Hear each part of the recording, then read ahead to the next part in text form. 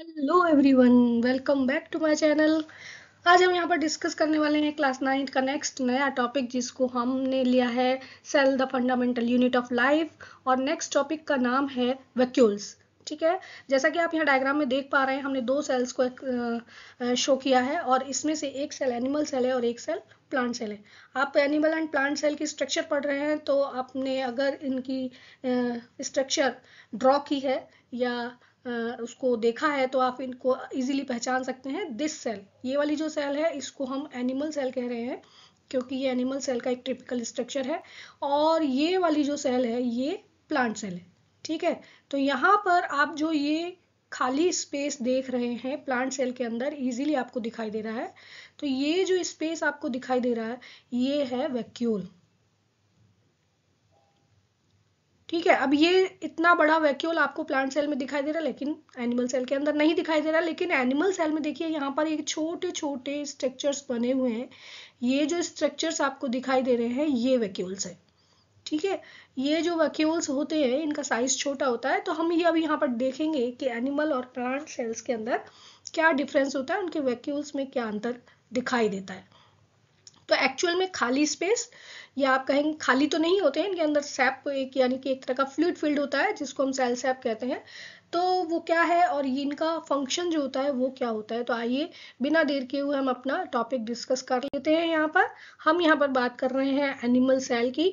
तो animal cell के अंदर जैसा कि अभी हमने देखा, वहाँ पर छोटे छोटे जो स्ट्रक्चर्स होते हैं, ये जो स्ट्रक्चर आपको दिखाई दे रहा है यहाँ पर दिस वन, तो ये जो स्ट्रक्चर है इसको हम कह रहे हैं वैक्यूल।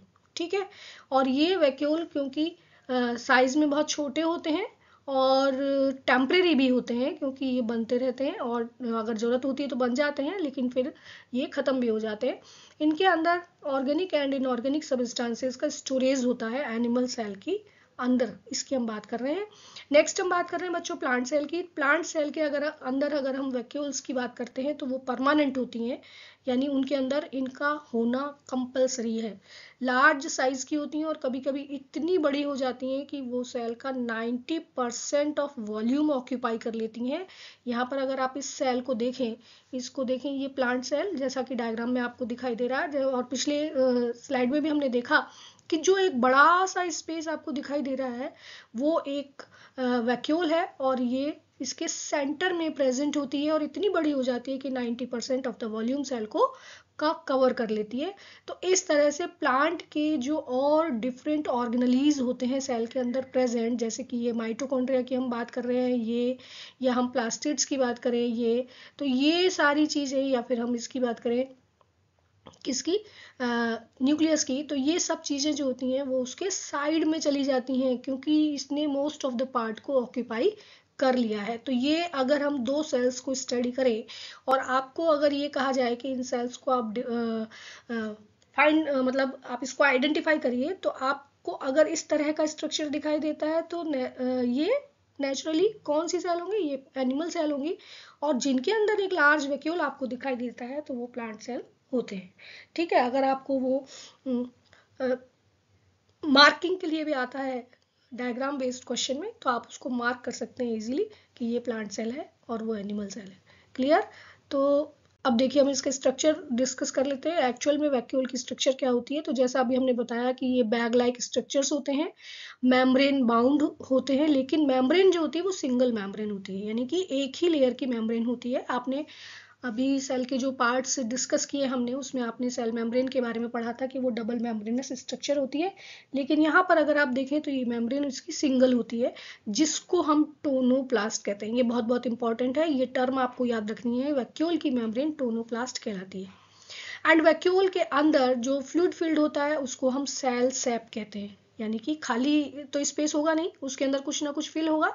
तो वो जो फिल होता है फ्लूइड, उसको हम सेल सैप कहते हैं। और उस सेल सैप के अंदर क्या होता है, देखिए उसके अंदर वाटर होता है या एक्सक्रीटरी वेस्ट होते हैं। इन प्लांट्स के अंदर एक्सक्रीटरी वेस्ट प्रेजेंट होते हैं क्योंकि प्लांट्स में आप जैसा जानते हैं नो एक्सक्रीटरी ऑर्गन्स, किसी भी तरह के स्पेशलाइज्ड एक्सक्रीटरी ऑर्गन्स प्लांट्स के अंदर नहीं होते हैं।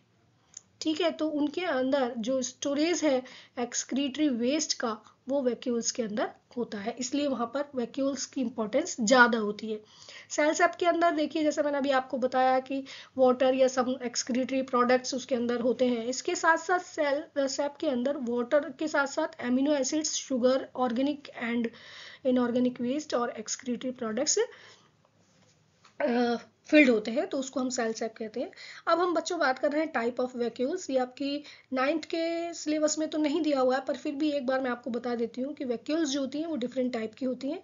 Contractile vacuole, food vacuole, SAP vacuole and gas vacuole. Gas vacuole prokaryotes में पाए जाते हैं, और सैप वैक्यूल जैसा कि अभी हमने पढ़ा सेल सैप प्रेजेंट होता है इनके अंदर, तो ये प्लांट्स के अंदर जो वैक्यूल्स होती हैं उनको हम सैप वैक्यूल कहते हैं। फूड वैक्यूल की अगर हम बात करते हैं तो वैक्यूल्स अगर फूड के को कवर करते हुए एक बैग लाइक स्ट्रक्चर फॉर्म हो जाता है तो वो फूड वैक्यूल कहलाता है, और ये फूड को इनटेक और डाइजेस्ट करने के बाद उसको सेल से बाहर निकालने का काम करती हैं फूड वैक्यूल्स, जो कि प्रोटिस्ट का एक मेन कैरेक्टर होता है। ठीक है, प्रोटिस्टा जो ग्रुप है उसके जो एनिमल्स होते हैं उनका मेन कैरेक्टर होता है फूड वैक्यूल फॉर्म करना। कॉन्ट्रैक्टाइल वैक्यूल की अगर हम बात करते हैं तो अमीबा के अंदर प्रेजेंट होती है, जिसके अंदर वाटर एंटर होता है बॉडी के अंदर, क्योंकि और इसी से बॉडी की सरफेस के थ्रू उसको रिमूव आउट कर दिया जाता है। तो ऐसी सेल्स जिनके अंदर वाटर प्रेजेंट है वो कॉन्ट्रैक्टाइल वैक्यूल का काम करती हैं। ऑस्मो रेगुलेशन में हेल्प करती हैं। ये किस में हेल्प करती हैं? ऑस्मो रेगुलेशन, यानी वाटर इन एंड आउट होता है बॉडी से through the contractile vacuole. And food vacuole food को इंजेस्ट करने का या उसको एक्सो यानी एक्सोसाइटोसिस के प्रोसेस से उसको बाहर निकालने का, अनडाइजेस्टेड वेस्ट को, उसका काम करते हैं फूड वैक्यूल्स। और सैप वैक्यूल जैसा मैंने आपको बताया कि उनके अंदर एक्सक्रीटरी वेस्ट जो होते हैं वो इकट्ठा रहते हैं। ठीक है, तो ये तो हो गए वैक्यूल्स के टाइप्स एंड वैक्यूल की स्ट्रक्चर। यहाँ पर आप देख पा रहे हैं ये दिस इज वैक्यूल। ये लार्ज साइज का जो स्ट्रक्चर आपको दिखाई दे रहा है इस सेल के अंदर, ये एक प्लांट सेल की स्ट्रक्चर है जिसमें इसने बहुत सारा स्पेस ऑक्यूपाई कर रखा है, तो इसको हम वैक्यूल कहते हैं। नेक्स्ट हम बात कर रहे हैं फंक्शंस की। तो फंक्शंस अगर हम वैक्यूल की बात करें तो स्टोरेज ऑफ वाटर में हेल्प करती है, वेस्ट मटेरियल प्लांट्स के अंदर कंसिस्ट करती है या स्टोर करके रखती है, साथ में सेल को टर्जिडिटी और रिजिडिटी प्रोवाइड करती है। जैसा कि हम जानते हैं कि प्लांट्स की जो कंडीशंस होती हैं, आउटर कंडीशंस या एनवायरमेंटल कंडीशंस, क्योंकि वो आउटसाइड एनवायरनमेंट में सर्वाइव करते हैं, तो वो हार्श कंडीशंस होती हैं। उस कंडीशन में उनको बहुत सारे फिजिकल फैक्टर्स को फेस करना पड़ता है, इसलिए उनकी जो बॉडी है उसके अंदर टर्गर प्रेशर, उनकी जो सेल्स हैं वो डैमेज ना हो जाए, इसलिए उनके अंदर जो प्रेशर को मेंटेन करने के लिए जो वैक्यूल्स होती हैं वो टर्गर प्रेशर को मेंटेन करते हैं, साथ में सेल को रिजिडिटी प्रोवाइड करती हैं, क्योंकि सेल्स जो है वो अनफेवरेबल कंडीशंस में अपने आप को सर्वाइव करती हैं। ठीक है, उनके प्लांट्स के अंदर लार्ज साइज या बहुत सारा स्पेस ऑक्यूपाई कर लेती हैं, साथ में जो ऑर्गन्स होते हैं वो पेरिफेरी की तरफ पुश कर दिए जाते हैं। क्लियर? तो ये तो सब आप पढ़ ही चुके हैं। So thanks for watching this video. इस वीडियो को लाइक, कमेंट और शेयर जरूर करें, सब्सक्राइब करना ना भूलें। इसी तरह से आगे आने वाले जो वीडियोज़ हैं उनकी नोटिफिकेशन आपको मिलेंगी अगर आप सब्सक्राइब करेंगे। So thanks for watching again.